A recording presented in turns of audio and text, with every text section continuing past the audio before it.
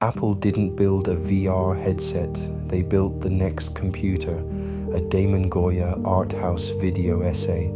There are moments in history when humanity quietly changes direction, not with an explosion, not with a war, not even with a scientific breakthrough, but with a new interface, a new way of interacting with the world.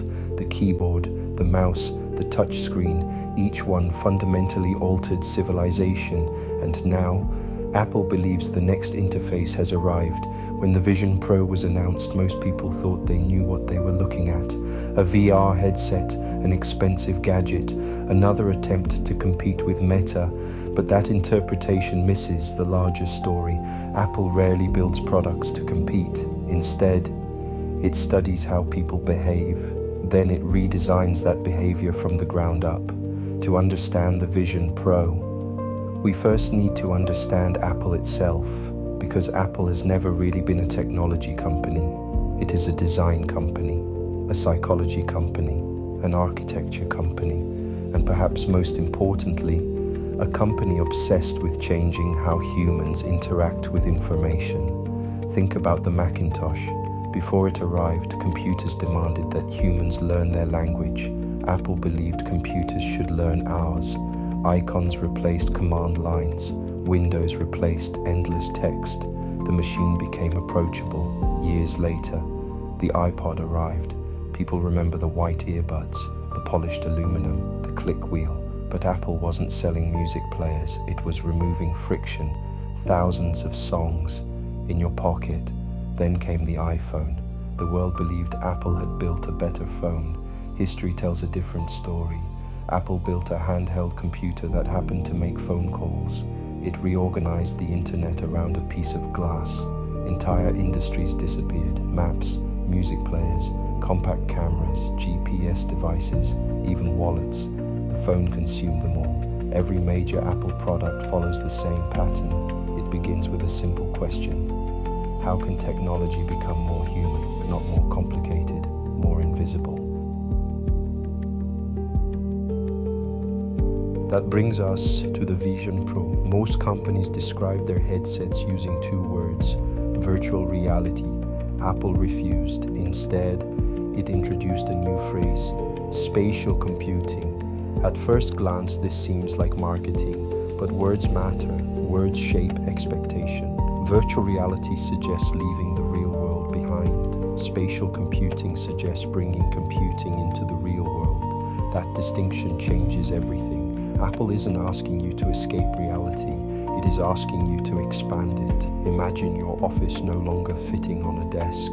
Imagine your television no longer being limited by the size of your wall. Imagine your workspace existing anywhere, your kitchen, a hotel room, an airplane, a park overlooking a city.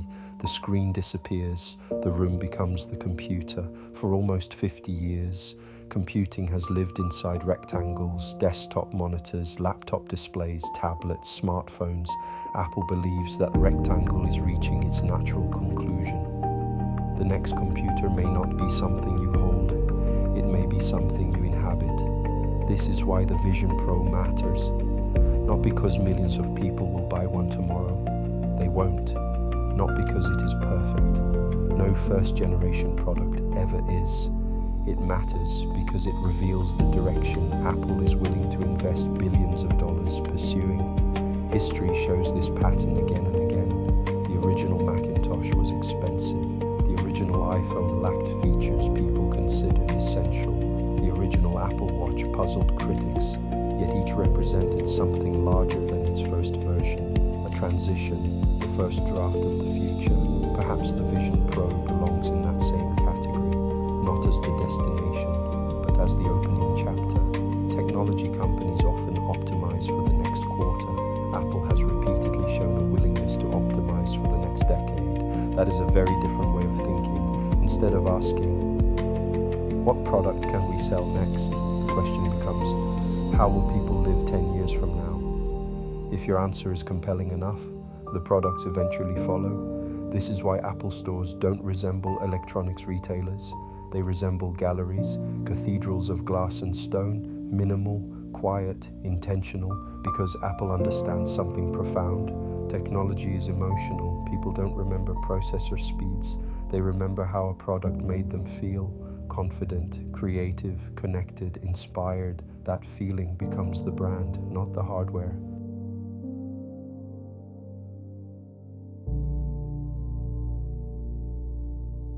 Perhaps this explains why Apple's competitors often struggle to replicate its success. Specifications can be copied, design language can be imitated, manufacturing can be outsourced. But philosophy is much harder to duplicate. Apple has spent decades cultivating a belief that technology should disappear into everyday life. The best interface is the one you stop noticing. If that philosophy continues, the Vision Pro is unlikely to be the final form. Today's headset could become tomorrow's lightweight glasses, and someday, perhaps there will be no visible device at all, just information appearing naturally within the world around us. Whether that future arrives in 5 years or 20 is impossible to know, but history rarely rewards those who laugh at the first prototype. The first automobiles frightened people accustomed to horses. The first personal computers seemed unnecessary.